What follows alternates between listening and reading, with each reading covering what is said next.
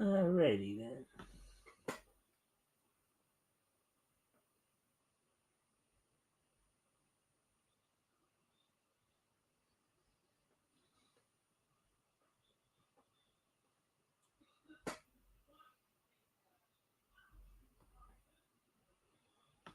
Hello, everybody. We're here tonight. Um, how's everybody doing? Hopefully, everybody's week is going good so far. So tonight, of course, we're once again at we're going we it's our nightly niche newscast. Tonight, we're going to be looking at the releases coming out, whatever else comes up. And since we do actually have an audience a bit here, and they just dropped off apparently. uh, I was gonna get right to it, but if they took off on me,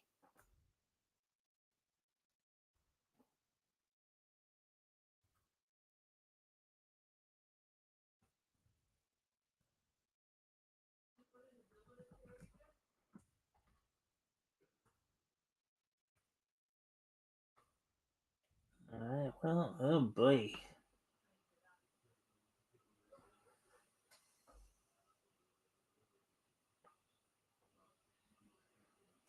Anyways, we're just gonna wait to see if some more people come back in here. Or there we go. We're back up to 3 now. Alrighty then. So now that I know that people are here, and if you guys can, first off, if you haven't already, I'm sure you have already, but if you haven't already, if you can like and share the thing, see if we can get some more friendly people in here, that'd be appreciated. Um, also, if anything catches your attention, feel free to comment or ask questions. I'll try to answer the questions as best I can. With that, why don't we? Normally, I'd give it a few minutes, but I know we had somebody in here.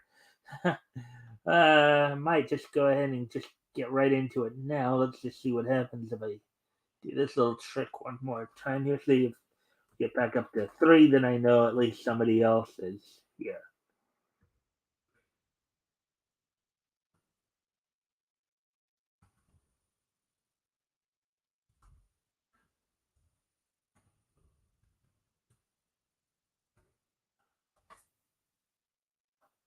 Alright.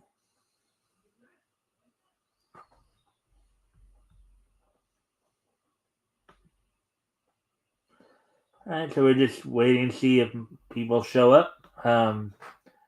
Give it a couple more minutes here. Maybe I'll start at the 5-minute mark then. Anyways, gummy bears bouncing here and there and everywhere. Find adventure that's beyond compare. They are the gummy bears. They are the gummy bears. Life is like a hurricane here in Duckburg. Race cars, lasers, aeroplane. It's a duck blur. Might solve a mystery or rewrite history. DuckTales, woo. You've been waiting, I've been waiting. DuckTales, woo. You've been waiting, I've been waiting. DuckTales. It's a stranger out to find you. Grab onto some DuckTales, woo. You've been waiting, I've been waiting. DuckTales, woo. Anyways, now we're gonna go ahead and get started. I think I waited around long enough here.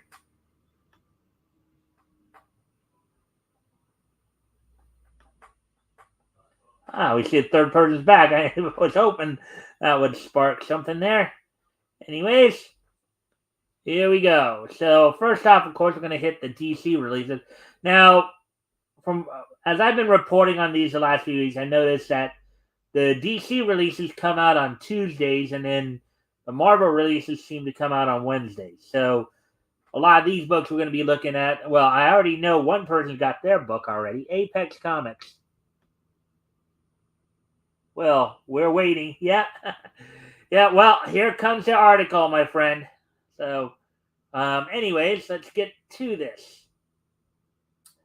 Batman and Spawn's brutal reunion headlines DC's new releases. Leading DC's new comics, writer Todd McFarlane and artist Greg Capullo bring readers a new crossover pitting Batman and Spawn against each other. And I know RJ on his stream earlier actually did show. I guess he got his copy already. So of that particular one. So article by Sean Griven published a day ago.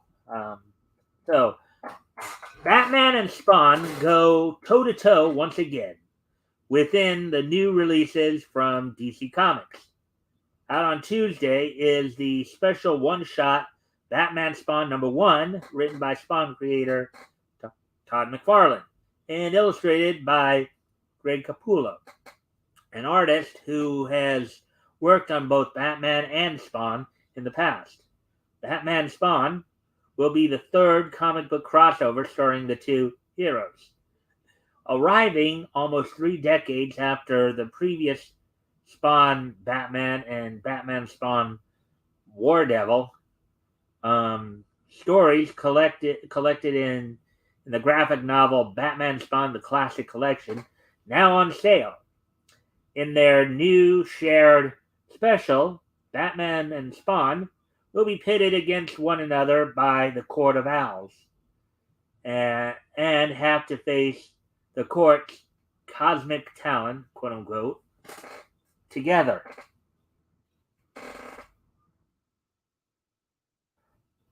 While the Batman and Spawn universes collide, DC is also mapping out its reborn multiverse in Dark Crisis Big Bang #1. Written by Mark Waid and illustrated by both Dan Jurgens and Norm Rapmund, Big Bang is a one-shot that not only ties into DC's Dark Crisis on Infinite Earths event, but explores new worlds throughout the multiverse, such as those belonging to titles like Dark Knights of Steel and the Jurassic League. Readers will be taken on this journey across different Earths, while the Flash, Barry Allen, and Kid Flash, Wallace West, search for the Anti-Monitor, the villain from the original Crisis on Infinite Earths event. As for DC's other upcoming issues, the series Danger Street, inspired by Into the Woods, and first issue special debuts, and variant covers for Harley Quinn are given the spotlight in Harley Quinn Uncovered #1. I want Uncovered. I wonder what that might imply. Anyways, for all the guys out there, maybe a little fan service from Harley Quinn. Maybe, don't know. I guess we'll have to wait and see. This week also marks the end of Superman Son of Kal-El, which releases its 18th and final issue.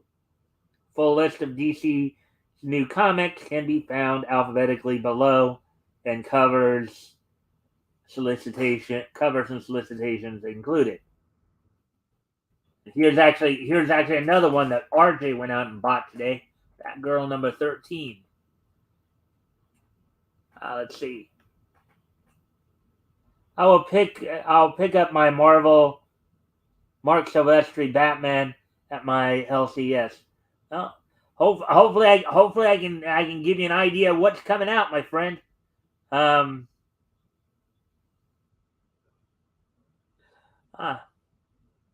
don't know why I didn't get it on. Oh, there it is. Oh, here. Let me just flash these here. Well, we're waiting. Yeah. DC releases on Tuesday. Yep. I'll pick up my Mark Silvestri. Okay. Milking Dark Crisis for every last drop. Meanwhile, Flashpoint Beyond gave us a rebooted timeline with a brand new Golden Age set of characters and a new Justice Society. Yo, no more woke Superboy. Yep, that's right. Hey, Woody. Hey, RJ. Yeah. All right. So I got caught up on the chats a bit there, letting everybody know that I am trying to keep my eye out on them. Okay. So here's the first issue. We'll get some of the basic information on. Batgirl's number 13. And of course, there's that one cover that RJ was showing us on his stream a little while ago. Written by Becky Cloonan and Michael W. Conrad. Art by Jonathan Case. Cover by Jorge Corona. Um, $3.99, 32 pages. Variant $4.99 cardstock. Yeah, I've been meaning to ask RJ. Maybe you can answer this for me. What exactly is cardstock? If you can answer that in the now, I'm asking you something because that's something that I'm not really as aware of. I forgot DC releases on Tuesday now. Apex, I was like, I just bought that Batgirl comic 2 hours ago. I, but anyways, if you guys can explain to me what cardstock is, that I've always kind of wondered about that. Being I'm a little more novice on some of the more technical issues of comics. But anyways, on now all of the DC titles, of course, came out earlier today. Batgirl, Steph, and Cass, Stephanie Brown and Cassandra Cain, are taken off guard when they were captured by their own parents while magically swapped inside each other's body in the 2022 annual. And now it's time for them to take the power back and do their own confronting. But sometimes it's easier to kick butt than it is to talk about feelings, especially when those feelings hit close to home. Lady Shiva and Cluemaster seem to want to make amends with their daughters. But if the girls know anything, it's that nothing is ever what it seems. Uh-huh. And here's the thing: if they're supposedly switched, their bodies are switched, then I'm guessing that when Cluemaster took back Stephanie, he doesn't realize that Cassandra is in Stephanie's body, and vice versa. Lady Shiva may not realize that Steph is in Cassandra's body. That's probably a bit of a interesting thing. All right, moving on to the Batman and Scooby-Doo Mysteries number 3. And before I go over that information, let me see what you guys may be chatting it up about. Let's see. May came in. Okay, let's see. So let's see. We got a few. Oh, okay, well, RJ did end. Cardstock is thick, like a greeting card. Not slick, like the Silver Age comic. Okay, so basically, it's just cardstock just means it's a thicker book. Then is that basically what's going on there? Hey, from May. Hey, May.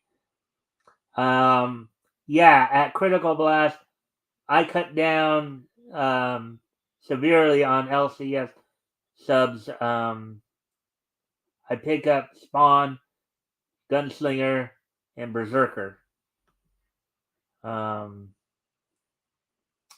Woody, what's up? Let's see. Hiya, May. Good to have a lively chat going on too here. Hi, May. So, let's see. And a hi, Apex. So, let's see. There are the first mainstream books I've bought in months. Flashpoint Beyond is the only thing DC had worth reading. Yeah. I like cardstock covers. Yeah. Well, from what I've heard, not a lot of DC stuff is selling lately. Anyways, of course, as Apex just mentioned, no more woke Superman son of Kal El or whatever. Anyways, moving on to the next title here, and there's an image from there. The Batman and Scooby Doo Mysteries number 3, written by Matthew Cody. Art and cover by Eric Owen. $2.99 US, 32 pages.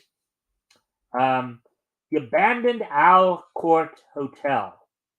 is said to be home to the most terrifying ghost in Gotham. But tonight, it's also home to, like, the grooviest dance party.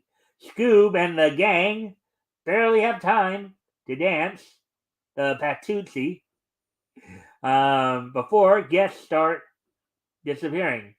Victims of the legendary owl beast Talon. Yeah, I'm sure we all know it. For those who may not know, the Batusi was, I think, a dance that originated actually on the very camp 1966 Batman television series. And of course, here's the feature attraction right here. Batman Spawn #1, written by Todd McFarlane, art and cover by Greg Capullo. And then there are all the variant covers right there. Among the variant covers, Todd did one, and of course you also had Sean Murphy, J. Scott Campbell, Jim Lee. So did all that. $6.99 US, 48 pages, prestige, one shot. All covers are cardstock. All right. Two dark heroes, cursed by tragedy, find their paths again crossing, but not by choice. What sinister foe is at work, pitting the Dark Knight against the Hellspawn? From the shadows of Gotham City to New York City, the epic event is the blockbuster you've been waiting almost 2 decades for. Well, RJ, let me ask you something. Have you been waiting 2 decades for it?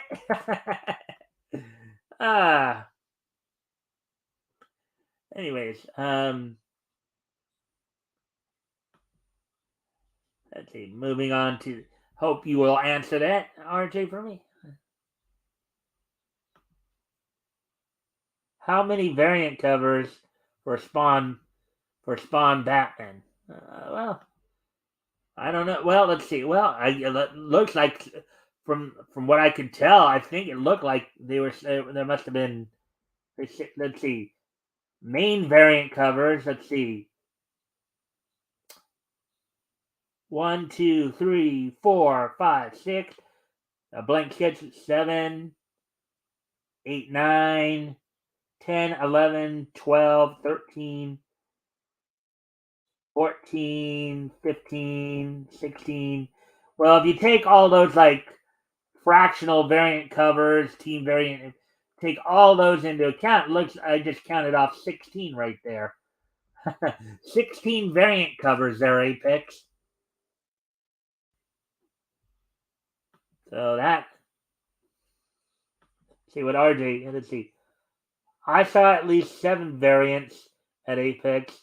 I'm reading it now, and if you did not read a previous Batman Spawn that McFarlane did, you will be lost. And I was happy with the way it ended. I haven't been waiting for the sequel. All right.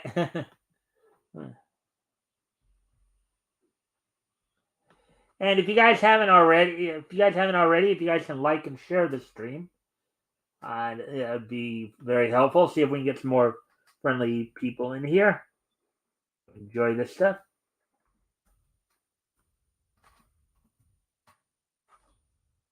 All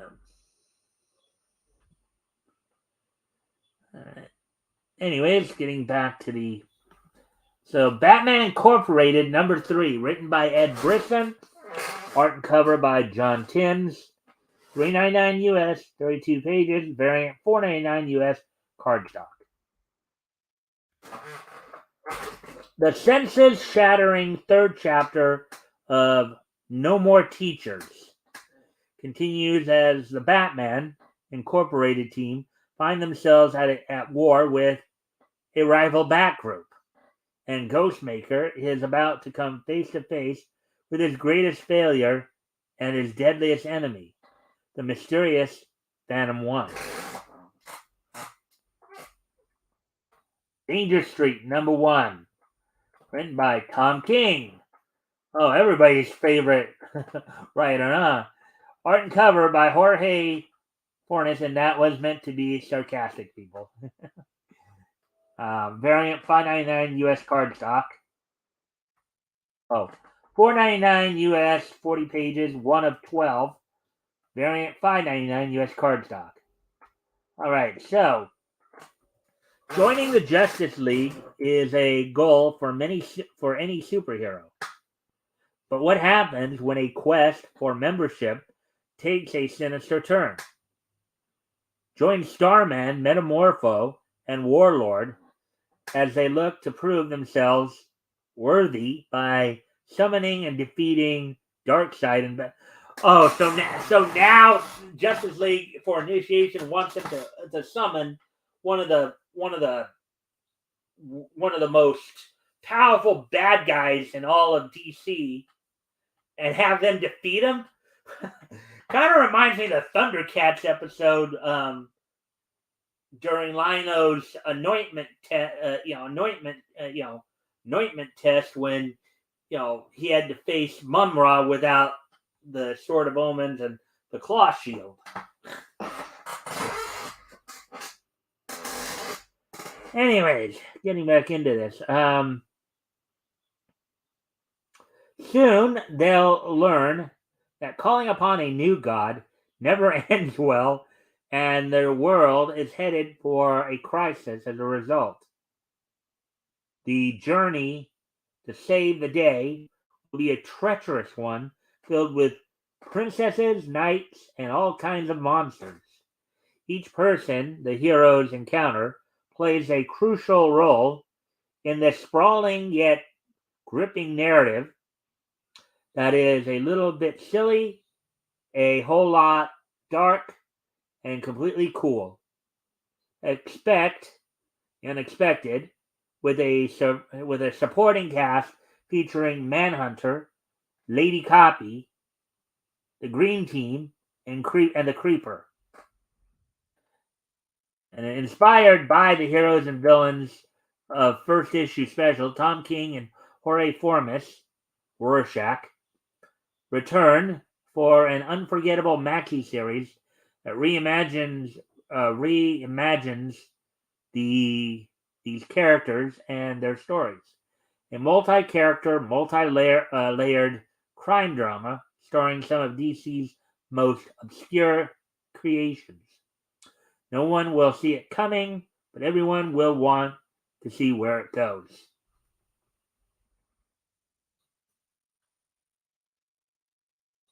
Some interesting covers right there. Dark Crisis Big Bang #1. And I guess I guess by making by what they call in Japan making the character look chibi. Um, um, let's see. I have a signed McFarlane Batman Spawn #1 from 1997. Tacoma Comic Con. Todd was cool. Oh, that's cool, Apex. Let's see. Warlord wants to join the Justice League. Starman and Metamorpho summon Darkseid to prove themselves. Tom King can take a long walk off a short pier in Minecraft.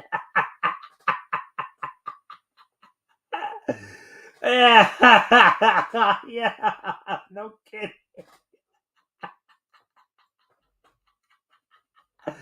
Oh boy, that's supposed to be Lady Cop, not Copy. Okay. Okay, I didn't know that, but thank you for letting me know, RJ.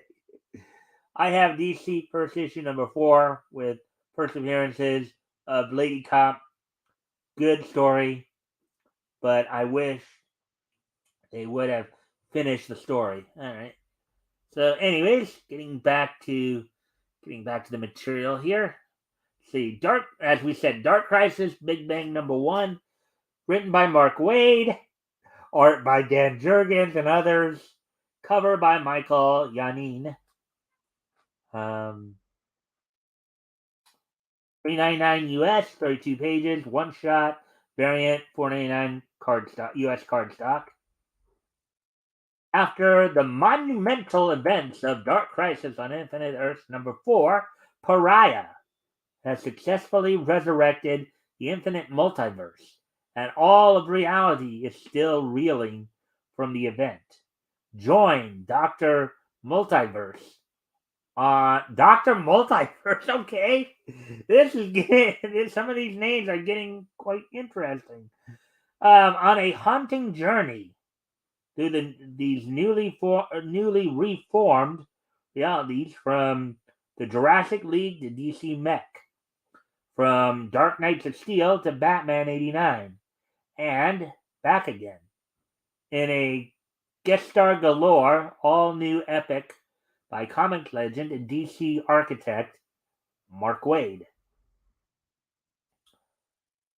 Harley Quinn Uncovered number 1. Well, they did keep it clean apparently, so no fan service, I guess, here. Anyways, uh,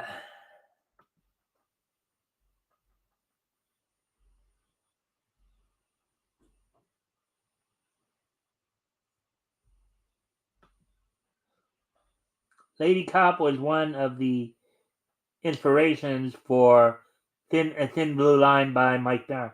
Okay, that's an interesting note there. Thank you for letting us know that, RJ.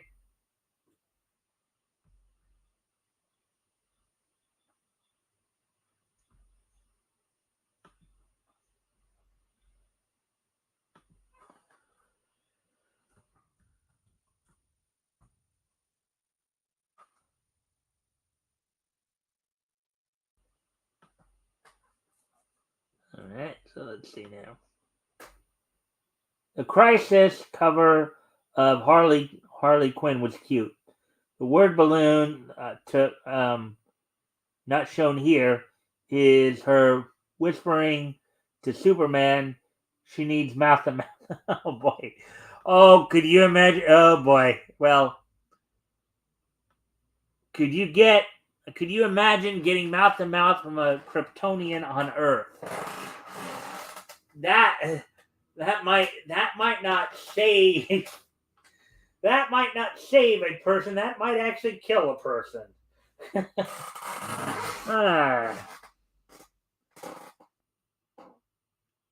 Art by Derek Chu, Ryan. Oh wow, they didn't put the writer here. That's kind of a surprise. Art by Derek Chu, Ryan Sook, Warren Lowe, Amanda Connor, and others. Cover by Jay Anacleto. $5.99 US, 40 pages. All covers are cardstock. In celebration of Harley Quinn number 25 comes a gorgeous, irrelevant look at the amazing variant covers that helped make the Maid of Mischief. So is this all this is? Is that why there's no writer? It's all just cover art. Maid of Mischief, magnificent. Enjoy an art book. Okay, that's what it is. Of epic proportions, featuring some of the hottest creators in the industry. Okay, so that explains it. It's an art book. There is no story. There's just cover art all over the place. So let's see. Here's the next one, and here's a couple of the, I guess, covers. I guess. I Am Batman, number 16, written by John Ridley. Art and cover by Christian Deuce. $3.99 US, 32 pages, variant $4.99 US cardstock. So the Fox family has always excelled at keeping secrets from one another. A seemingly random act of violence sets them on a collision course with painful truth with which there may be no reconciliation. And here's a goodbye woke Superman there, Apex. Here's the last issue of Superman, Son of Kal-El, that not even on the top 50 in sales, from what I understand. Superman, Son of Kal-El, number 18. Written by Tom Taylor. Art by C.N. Tormey and Ryrie Coleman. Cover by Travis Moore. So, $3.99 US, 32 pages, variant $4.99 US cardstock. Kal-El Returns Part 6. The Rise of Red Sin. With the landmark Action Comics number 1050 just around the corner, prepare for the ultimate battle between Superman and Lex Luthor as Clark and John continue their intense training. But will it be enough to overcome the mysterious new villain calling themselves Red Sin?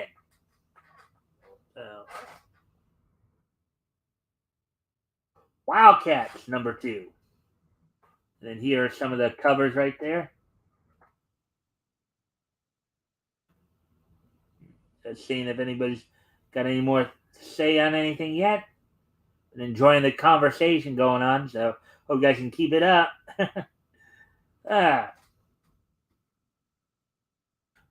Wildcats number 2, written by Matthew Rosenberg, art and cover by Steven Segovia. Okay, $3.99 US, 32 pages, variant $4.99 US cardstock. The mission has gone sideways for the Cats.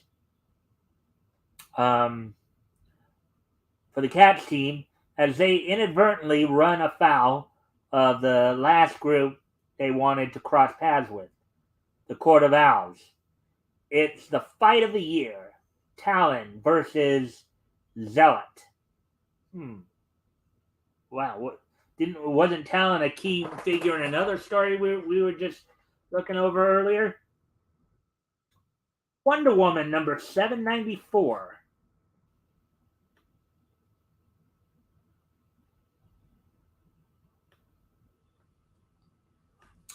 Written by Becky Cloonan, Michael W. Conrad, and Jordi Belair. Art by Emanuela Lupacchino and Paulina Ganuccio. Cover by Yannick Paquette. $4.99 US, 40 pages, variant $5.99 US cardstock. After rescuing the cheetah from the clutches of the evil International Milk Company, Wonder Woman, the evil International Milk Company. Oh boy! So now you got milk producers. Unless it's supposed to be Harvey Milk or something like that, I guess. Wonder Woman must set her sights on the real monsters behind it all. The gods. The gods of fear and panic, Phobos and Deimos, have been having a little too much fun controlling the minds of men, and the world has started to suffer the consequences. Diana is going to need a fellow expert on deities to save the day, but you'll never guess who. Of course, as we mentioned at the beginning, all of these issues go on sale December 13th, which is today, from DC Comics.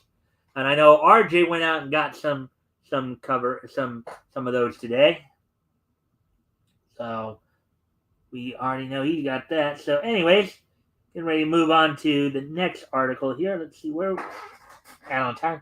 So yeah, we really did a good job. 34 minutes. So now, of course, we're gonna move on here to the next part here. The Marvel releases. Let's see what's going on with Marvel. Now, what I will probably tell you, of course, is that Marvel releases will be coming out tomorrow, the 14th. So it's kind of funny because within DC, at least from what I understand, I believe Ted Knight's Starman Ted Knight's birthday is on December 14th, from what I understand, going back to DC calendar. So that'll be interesting. Anyways, Iron Man's Invincible new series leads Marvel's new releases. Marvel launches a new ongoing series for Iron Man and a mini-series for Monica Rambeau, aka Photon, during a new week of comic releases.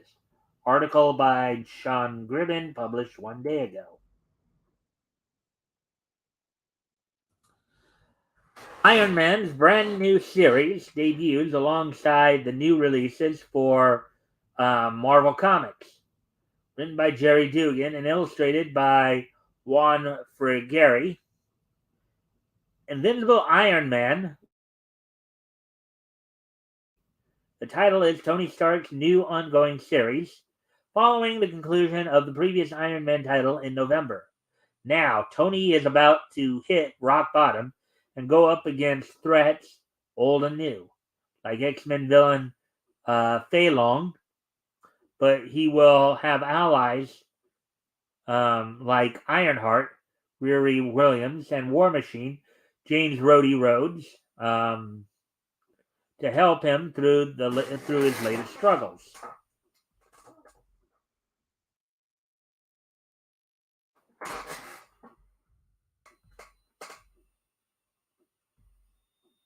So, anyways, let me try to see. Okay.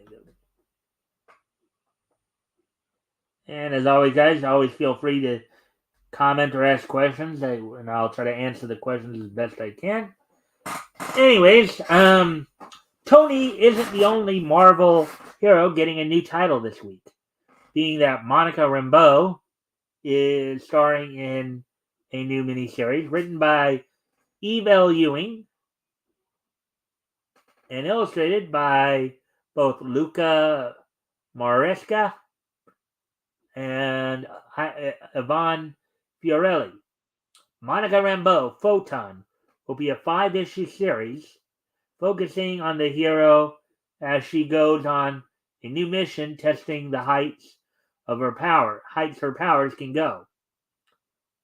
The series arrives ahead of Monica's next live-action appearance in Marvel Cinematic Universe's The Marvels film, a sequel to Captain Marvel 2019, releasing on July 28th, 2023.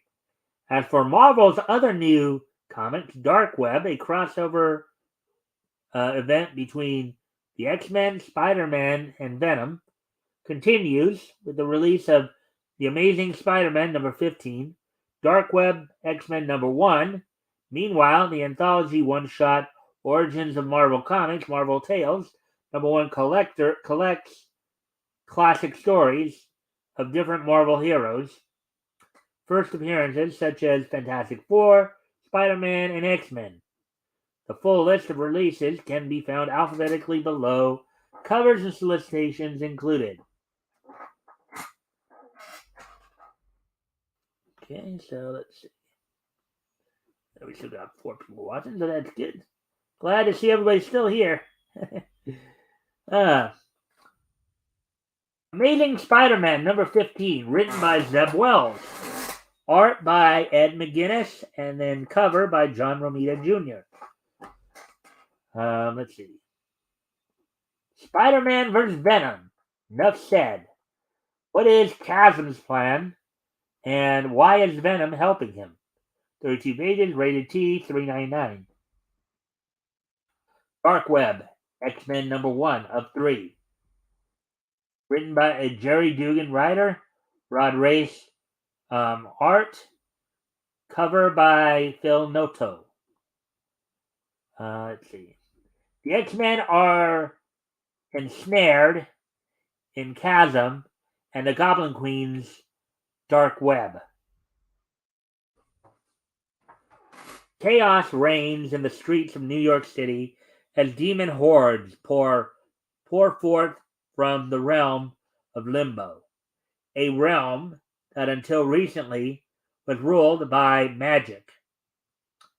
a realm now ruled by Cyclops X, by Cyclops' X, also Havoc's X,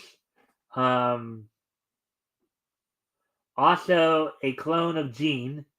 The X-Men wade into the fray by taking on some of their darker history as the Goblin Queen returns for vengeance. 32 pages, rated T+, $3.99.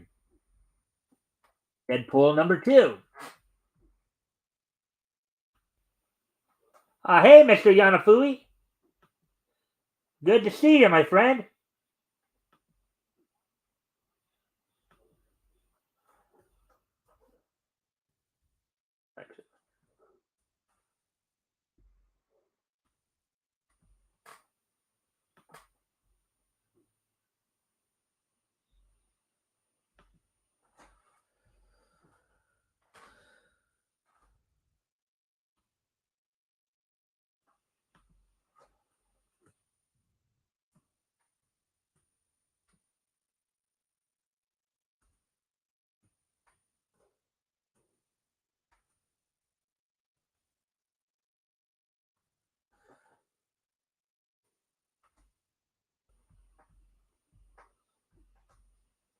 Anyways, as we continue on with the article here. Deadpool number 2, written by Alyssa Wong. Art and cover by Martin Coccolo. 8 arms to kill you. Deadpool has less than 24 hours to kill Dr. Octopus. If he wants into the most elite assassin alliance in the world. Can Doc Ock block the cocked Glock? Oh, some alliteration going on there. Or will he be filleted and slayed by Wade's blades? Oh, whoever wrote this is really trying to be very illiterate. Not to be confused with illiterate. And also, what's that thing hanging out of Wade's chest? 32 pages, parental advisory, $3.99.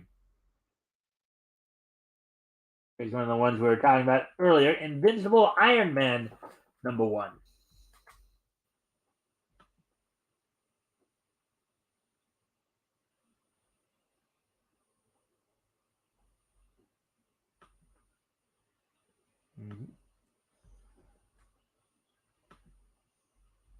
Invincible Iron Man number 1, written by Jerry Dugan, art by Juan Frigeri, cover by Kyle New. Let's see. It all ends. Tony Stark, the genius billionaire playboy philanthropist, has lost it all.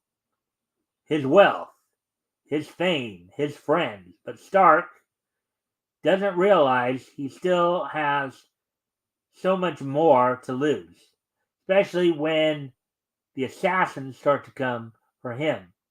It's the beginning of the end as the Golden Avenger must fight for his life and find out what it really means to hit rock bottom.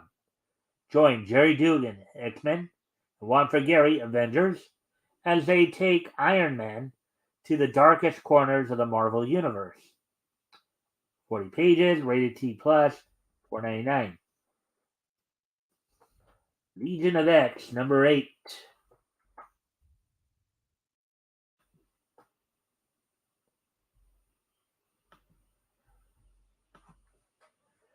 Written by Shai Spurrier. Art by Nitho Diaz. Cover by Ben Harvey. Disruptive behavior. Goodbye, Warren Worthington III, a.k.a. Angel, and hello, murderous winged monster. It's up to the Legionnaires to stop his rampage and figure out what's going on. Good news: the mystical Black Knight has come to their aid. Bad news: Angel's not the only mutant turning into a monster, and Nightcrawler's inner savage beast threatens to completely take control. Meanwhile, in Krakoa, the Banshee Ghost Rider hybrid, known as Voxenix, senses a disturbance within the island. Could it be coincidence that Cypher has suddenly fallen ill? As the hostility between Legion and Professor X grows, the stability of the island becomes less certain. 32 pages, rated T+, $3.99. Monica Rambeau, Photon, number 1 of 5.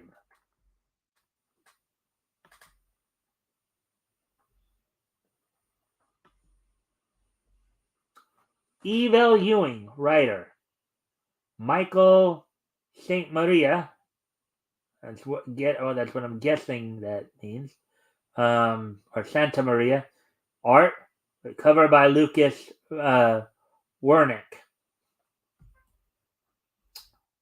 Higher, further, faster. Kind of reminds me of a line that Brian Bonsall delivered on Star Trek Next Generation as Alexander Roshenko. Universal powerhouse Monica Rambeau stars in her very own all-new adventure.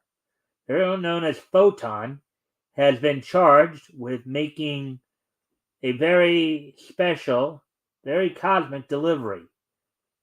Should be light work. Get it? Oh boy. For Monica, if family drama doesn't hold her back. 32 pages, rated T+, $3.99. Origins of Marvel Comics, Marvel Tales, number 1.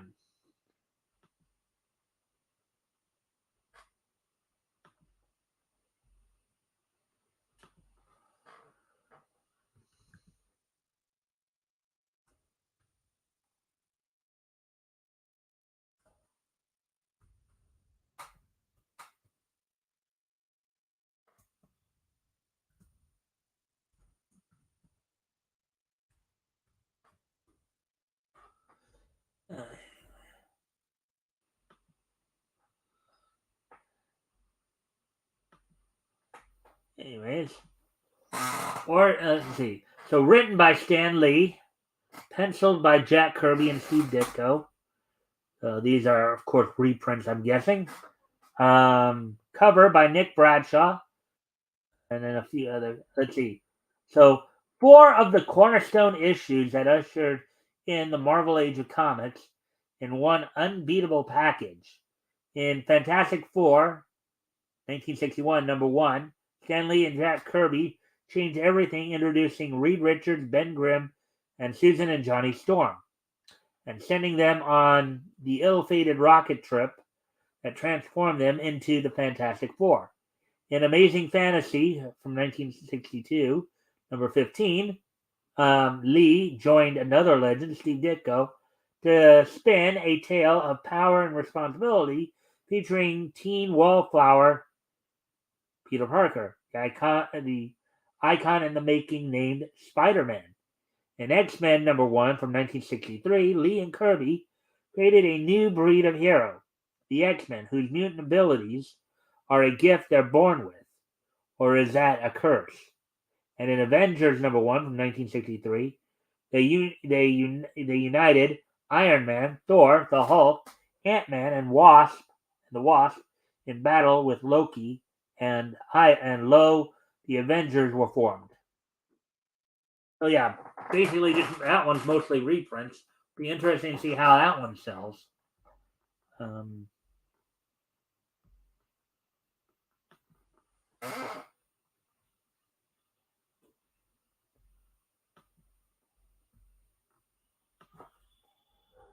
right, so next one here. Planet Hulk, Worldbreaker, number 2 of 5. Written by Greg Pak. Art by Manuel Garcia. Cover by Carlo Pagulayan. A high priestess fills a stone starship prison with small green children. A Harg helps a small green girl search for a world breaker. A world breaker grapples with thousands of years of doom. On a world broken again and again by prophecy and catastrophe, which Hulk will finally dare to fight again? 32 pages, rated T+, $3.99. Savage Avengers, number 8.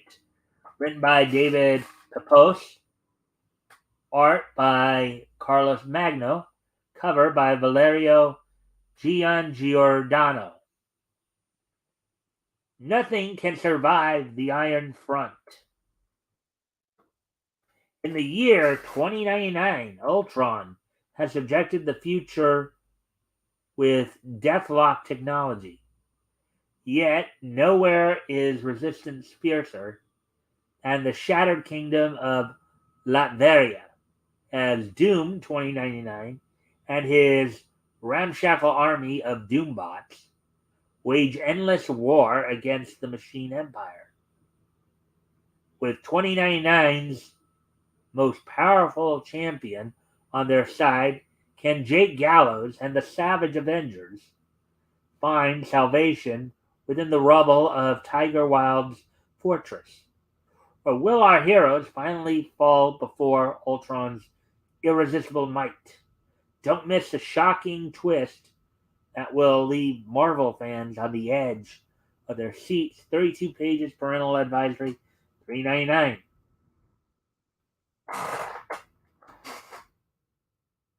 Let's see.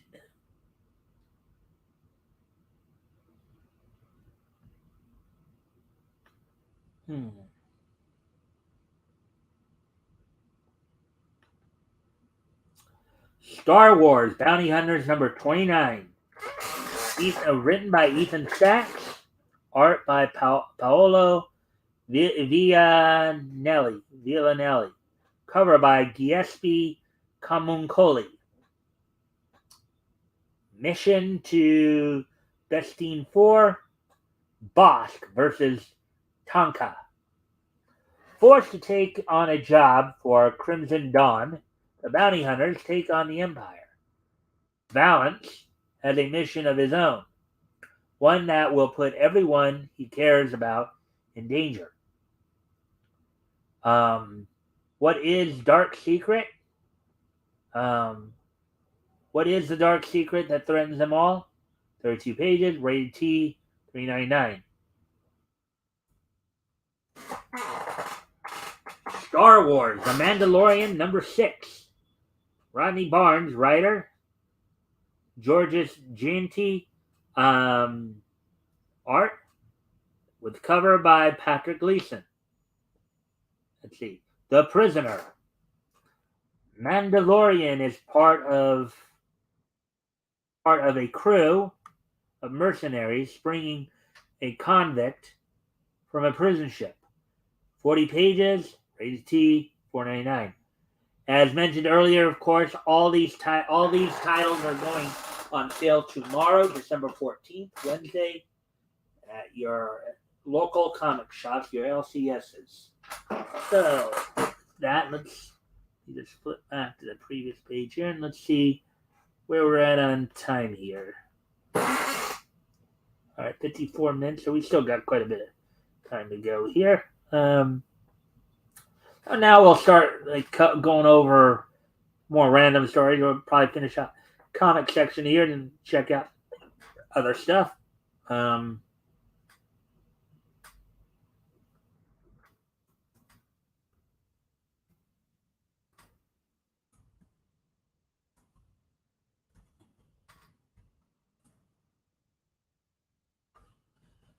Alrighty then. Alright, so let's get to this. Let's see, Mark Miller's I won't do any spoilers. Let's see.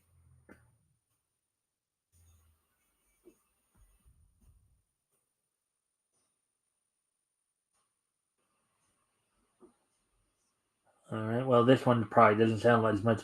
DC confirms Superman 78 and Batman 89 exist on the same Earth. DC Comics one shot Dark Crisis Big Bang reveals that Christopher Reeve's Superman and Michael Keaton's Batman live on the same Earth. Article by Lee Freitas, published 11 hours ago. Yeah, no, there's no spoiler there. So, DC Comics revealed that the adventures of Christopher Reeve's Superman and Michael Keaton's Batman take place on the same Earth. In the one-shot Dark Crisis Big Bang, Barry Allen, the Flash, is revealed to have been taking notes on the various Earths across the multiverse, identifying them by their most noteworthy characteristics. The limited series Superman 78 and Batman 89 have been designated to exist on Earth 789. Okay, yeah, just kind of jam the two numbers together, right? 78, 89, let's jam them together and make Earth 789. Sounds interesting. With Barry noting that on this Earth, Superman and Supergirl are Earth's only powered heroes, Batman's parents killed by the Joker. This is the first time the worlds of Christopher Reeve's Superman and Michael Keaton's Batman have been confirmed to exist on the same Earth. Superman 78 and Batman 89 were comic book limited series published by DC Comics between 2021 and 2022 that served as alternate continuations of Richard Donner's Superman films and Tim Burton's Batman films, respectively. Both series received positive reviews from critics, with praise going towards the artwork and world building. Let's see. Okay.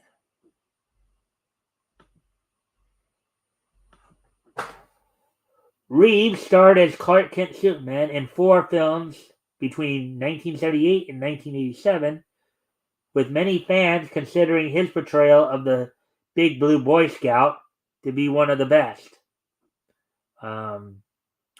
Reeves' Superman film made over $600 million at the box office, helping to pave the way for superhero films' mainstream popularity in the 21st century.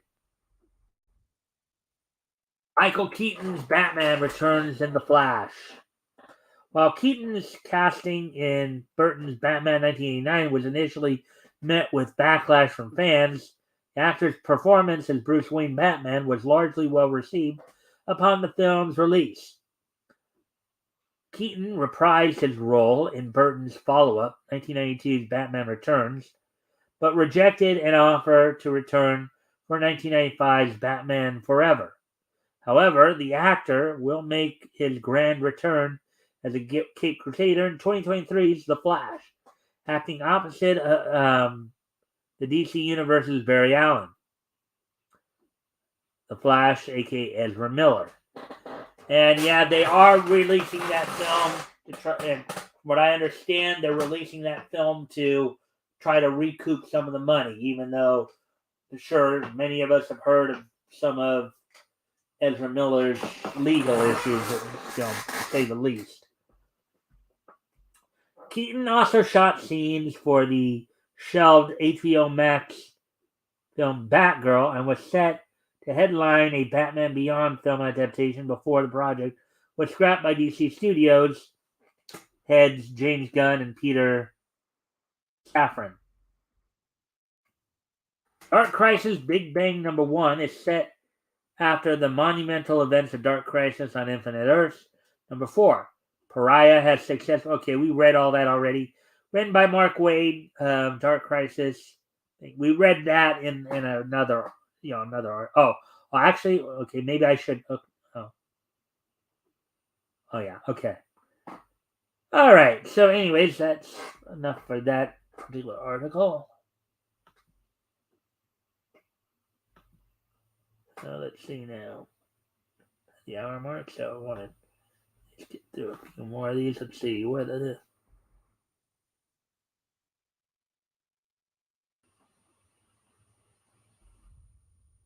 Plot point. So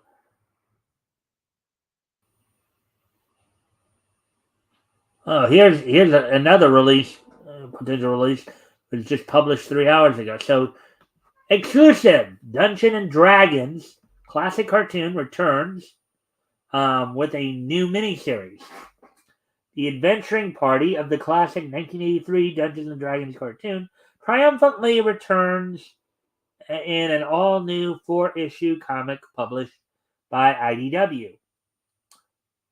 Article by Jeremy Blum, published 9 hours ago. They said 3 hours ago, but a cult classic D&D cartoon of 1983 continues next year with Dungeons and Dragons Saturday Morning Adventures, a 4-issue miniseries published by IDW.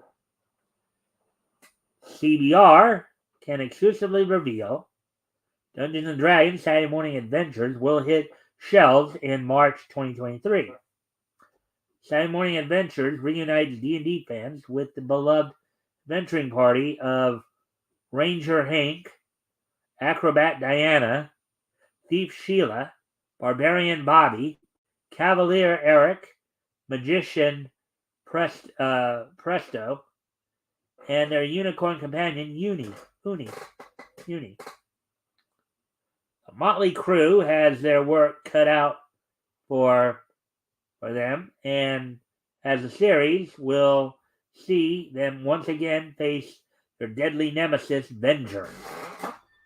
Venger, who was voiced back in the original cartoon by Peter Cullen, who of course would go on to voice Optimus Prime in the Transformers G1 cartoon, among other things.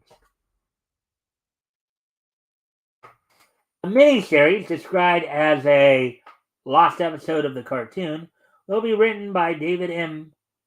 Booher of Kanto and Sam Maggs, Rick and Morty Ever After, with artwork by George Kambatis, John Carter of Mars. IDW said of the series, quote, danger lurks at every turn. The enigmatic dungeon master is less than helpful, and Venger, the force of evil, will stop at nothing to get his hands on the magical weapons that the kids have come to rely on. To top it off, Hank has made a startling discovery. Despite the dangers, Sheila, Bobby, Diana, and the others aren't so sure they want to go home after all. Quote, as a kid, I would wake up on Saturday morning, pour a bowl of cartoon-themed cereal, and plop myself in front of Dungeons and Dragons cartoon, Booher said, quote, when IDW approached me about writing Saturday Morning Adventures, there was no chance I was passing up the opportunity to help the D&D party face Venger once more, unquote.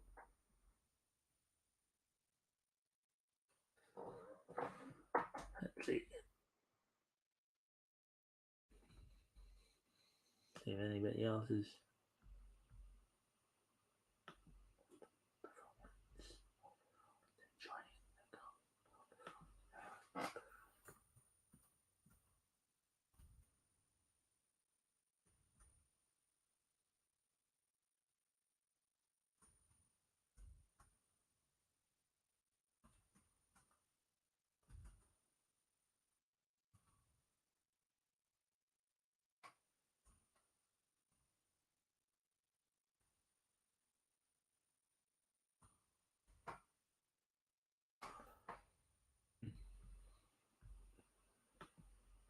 Anyways,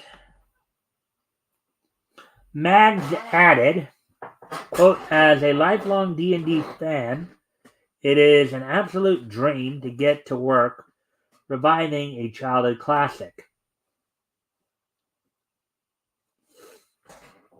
It's been such a blast working with IDW and the fine folks at Wizards of the Coast to home.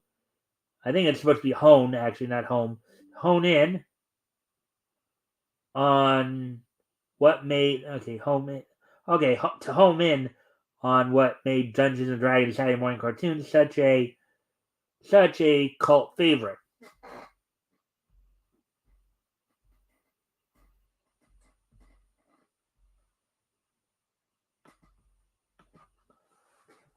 Okay, setting these characters up for a whole new run of stories has truly been a career highlight, and I hope fans will love seeing Uni. Well, all our cool kids, but especially Uni, back in action as much as I do. Unquote. Quote, just imagine being me, a 12-year-old boy in the body of a 38-year-old man, getting to play with some of the coolest yet cutest characters in one of the most immersive universes ever made, unquote, Combadius said. I am so lucky yet so freaking scared as to whether one can ever be enough of an artist to take on this huge of a job. Here's hoping that I'll do right by Presto and Sheila. Low key, my favorite. In parentheses there, unquote.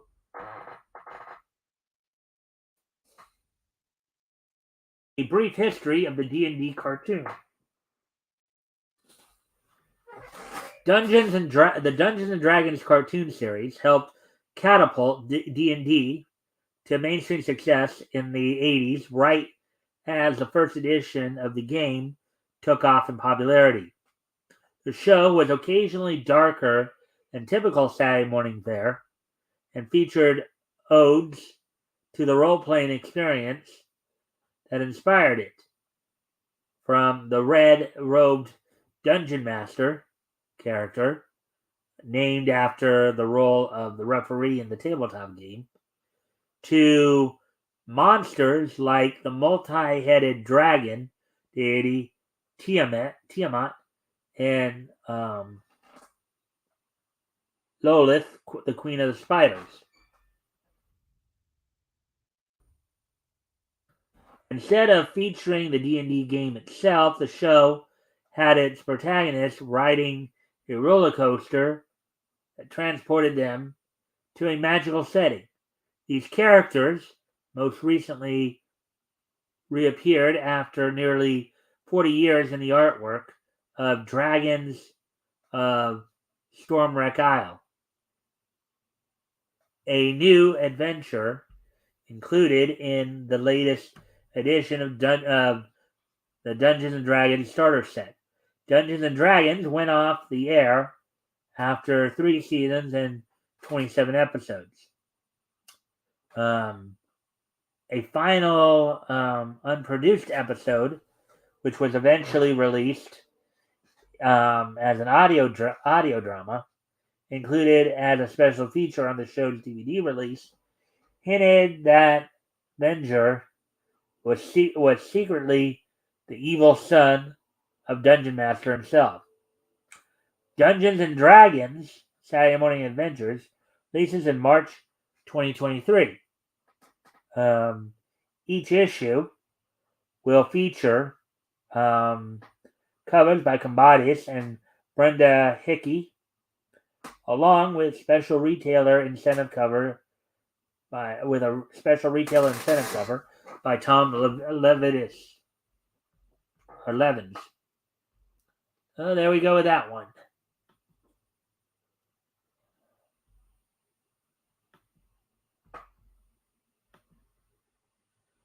All right, so here we go. The hour 9. Keep going here a little bit.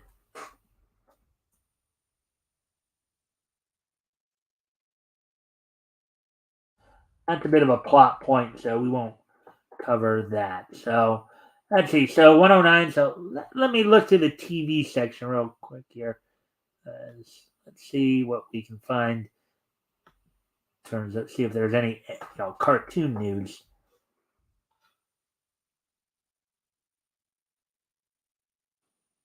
Let's say the last day or so here.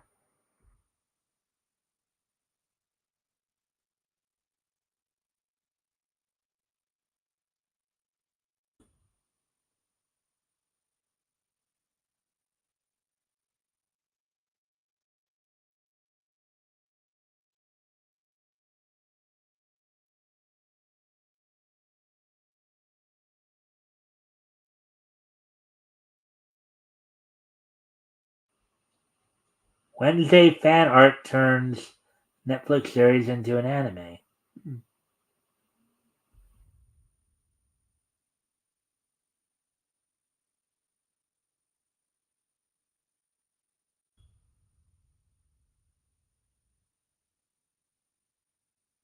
Oh yeah, I heard a little bit about this earlier too. This is another thing. Uh,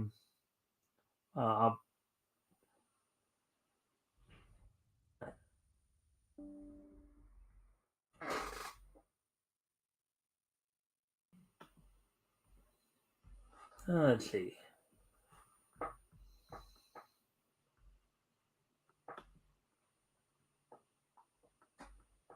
1 hour 11. Yes, we. Guess I will. I will read that, and then that will be a good segue into.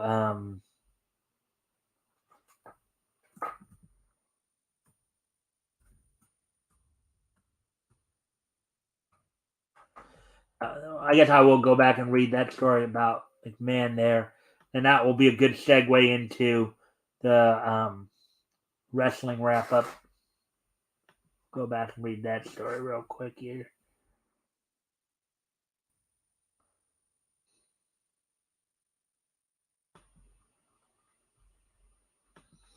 WWE's Vince McMahon faces new sexual assault charge lawsuits.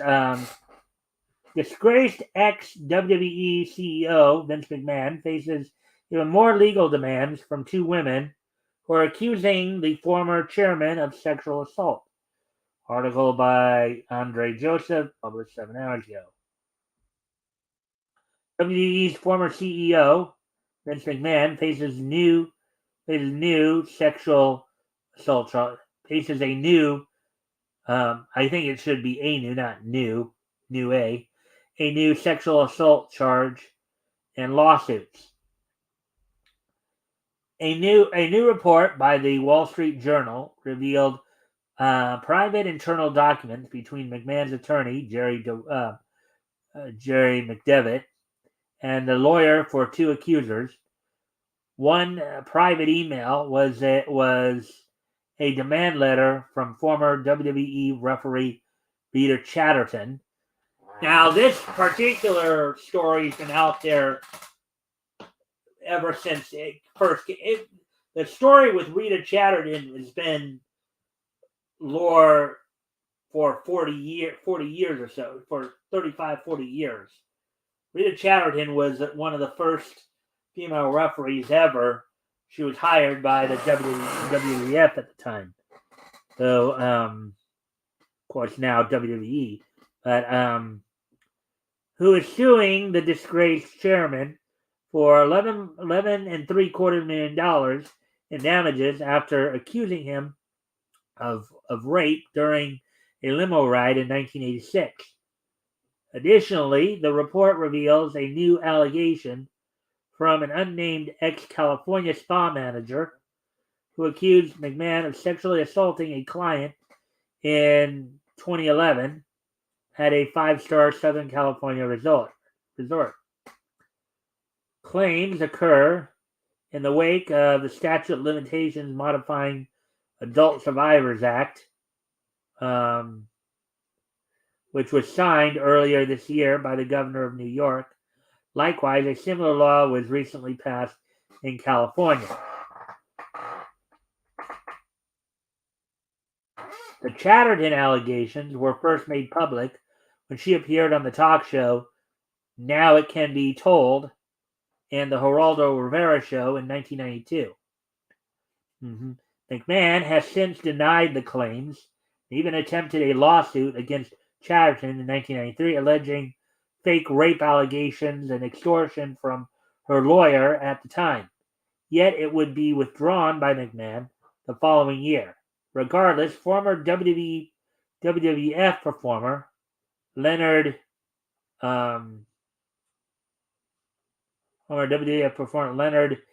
Inzitari corroborated Chatterton's claims to New York Magazine, despite not coming forward about it sooner due to fears of being blacklisted in the wrestling business. Quote, you just keep your mouth shut because it's Vince McMahon, unquote. Inzitari said, quote, what are you going to do? Stooge on Vince McMahon? You're going to be blackballed from the wrestling business.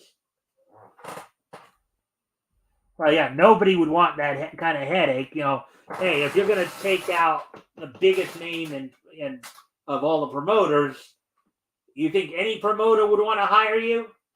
They felt that you would probably do the same thing to them. In June, news of McMahon's conduct broke when the Wall Street Journal unearthed a secret $3 million hush payment between the former chairman and a female employee. Further investigating by the publication revealed that McMahon paid more than $12 million in secret settlements since 2006 and was paid personally by him instead of booking them as WWE expenses. Which is probably the one thing that's kept him out of jail thus far, that it came out of his own pocket. Following news of an internal investigation by WWE's board of directors, the 77-year-old McMahon announced his retirement. Now, one of the things that has been apparently been talked about is Vince McMahon possibly might be coming back too. There's some scuttlebutt about that. I don't know if that's really true or not. I don't know if it'd be a good idea for him to come back, not just simply because of all this, but also because I think his time has passed. I think it's time to let Triple H run the company. WWE's new leadership. In the months since the scandal broke, McMahon's daughter, Stephanie McMahon, along with former WWE president Nick Khan, took over the company as co-chief executives. The elder McMahon would remain WWE's largest shareholder, despite having no say in the actual programming. Additionally, WWE wrestler and Chief Operating Officer Paul Levesque, better known to wrestling fans as Triple H, took over as WWE's Chief Content Officer. WWE has since declined to comment on the former chairman's accusations. Aside from losing power over his beloved wrestling company, McMahon's public image has taken further hits outside the ring. Netflix canceled a Vince McMahon documentary while it was deep into post-production, and Vice TV is releasing a separate, potentially critical documentary called The 9 Lives of Vince McMahon, which is set to premiere tonight at 8 p.m.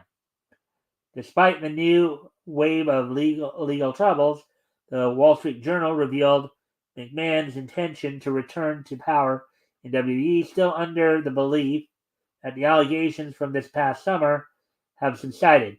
Also, according to one source, according to one of the reports I heard today too, a lot of people were saying he was getting bad advice. People were telling him he should resign or whatever, and he probably wasn't necessarily for it. But honestly, I think McMahon should just stay retired. He's 77 years old. Some people would argue he's probably out of touch with the current wrestling business. I think Triple H is more in touch with it. And I don't know if Triple H or Stephanie would be too positive about the idea of Vince coming back. Granted, for a 77-year-old man, Vince McMahon is still quite vital. He's still got quite a bit of vitality in him. But I think you just go off in the sunset and just, once he can get these legal troubles out of the way, he should probably just go, just go off in the sunset and just enjoy his retirement, because he's still the largest shareholder. He's still going to be making money. So anyways, with all that, enough of the articles for now. Now, as I said, with that, we'll probably also segue into the wrestling roundup here.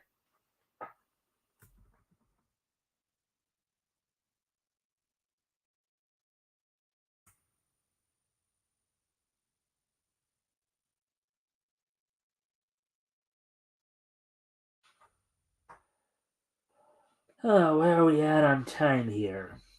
Oh. Let's see, where are we at on time? Oh, hour 21. Okay, so great. So, anyways, with that, so let me kind of go over some other wrestling news here. So, so even though they didn't have much, with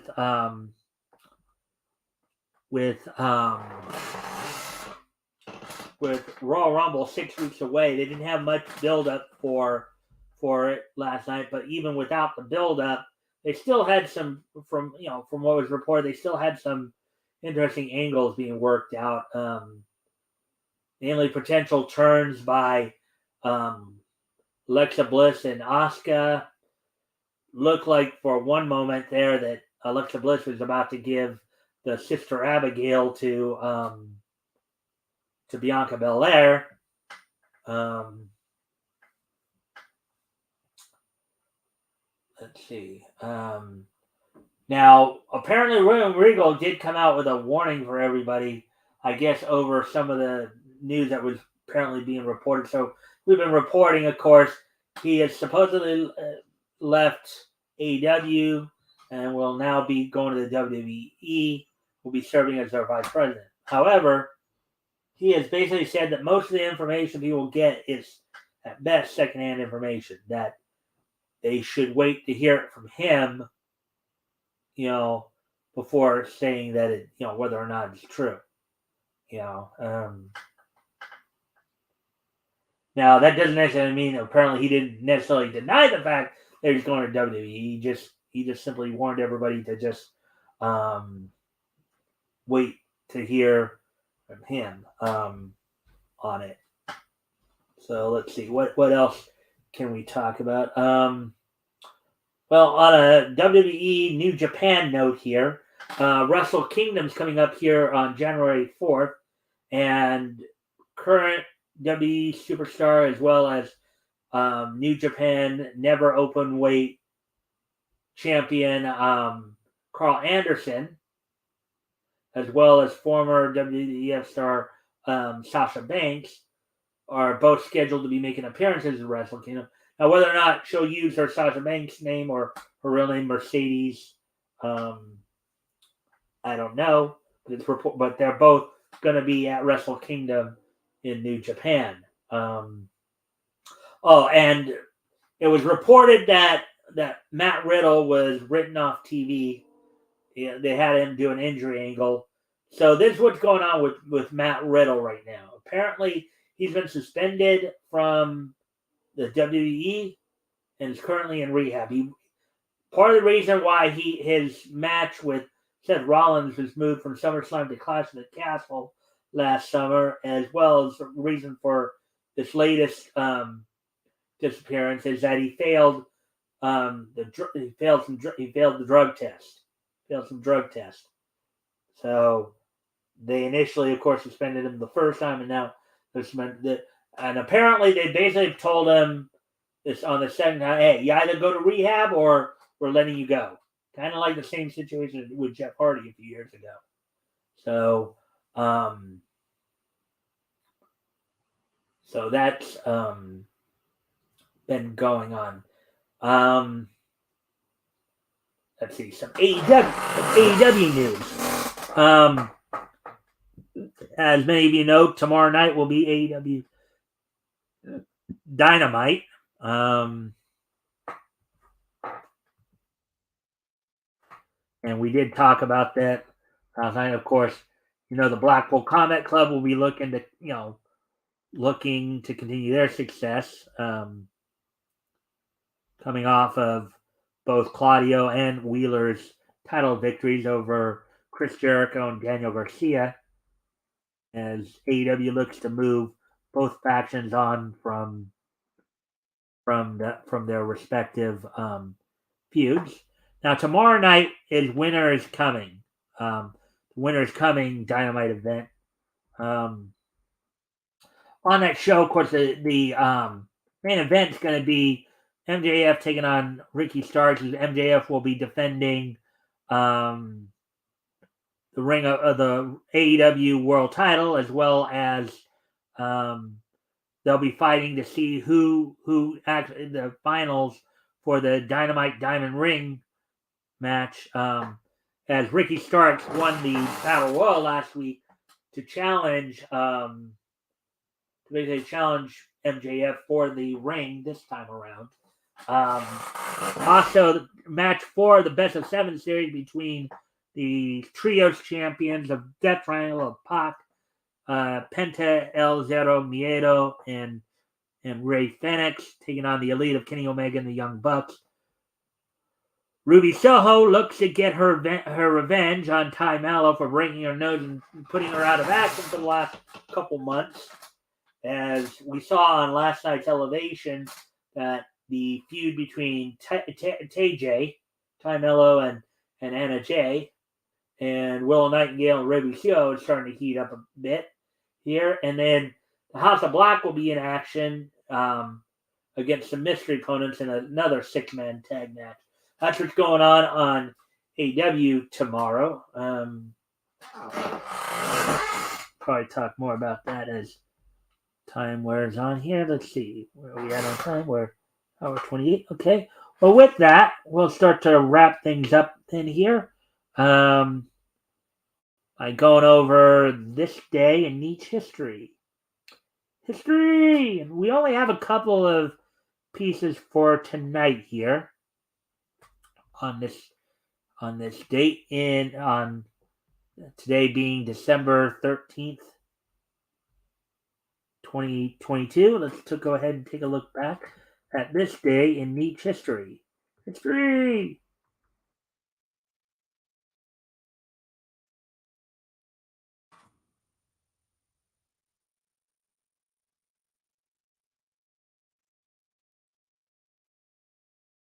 All right, so with that, let's go ahead and take a look back at this day in Nietzsche history.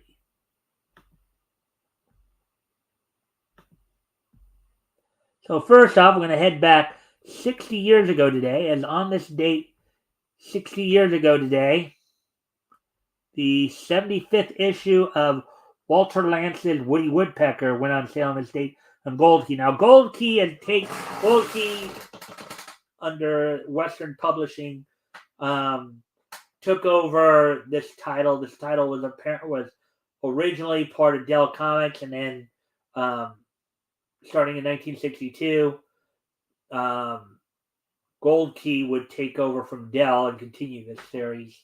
So this series is run together, Dell and then Gold Key. So on this date in 1962, the 75th issue of Walter Lance's Woody Woodpecker went on sale that day. It sold for $25 and was 80 pages. So by this point, of course, we were starting to see 80 pages for a quarter, so that's still pretty good compared to today's prices.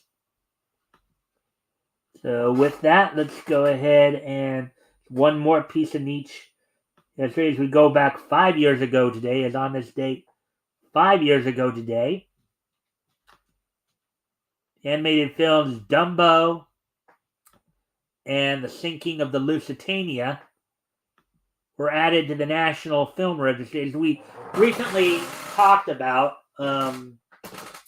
National Film Registry is a branch of Congress that archives classic films.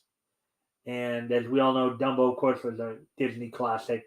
Dumbo, and so on this date 5 years ago today, back in 2017, National Film Registry added Dumbo and The Sinking of the Lusitania to their registry. So there we go. So that's all we have for you tonight, folks. I thank everybody for being here tonight. I hope everybody enjoyed the release information. Oh, and we do know that, of course, RJ got his book earlier today from DC. Took a trip, and you guys want to take your trips to your local comic shops and help them out. That'd be cool. So hope everybody will be back here tomorrow night for more niche news, and don't forget, of course, this Friday will be our next historical comic retrospect, where I will be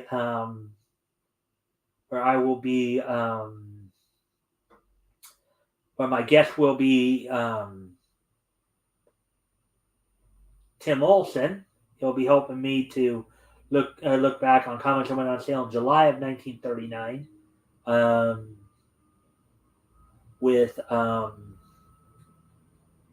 that's looking at kind of specifically came out from Centaur. Thing we'll be looking over, I'll be looking over such characters as, we'll be talking a little bit about Speed Centaur, about the Arrow, also, of course, Man of the Fair, Masked Marvel. So hopefully we'll see all guys this Friday for that, as well as tomorrow and of course this Sunday will be the weekend edition again with our panel. So with that, guys, I thank y'all for being here.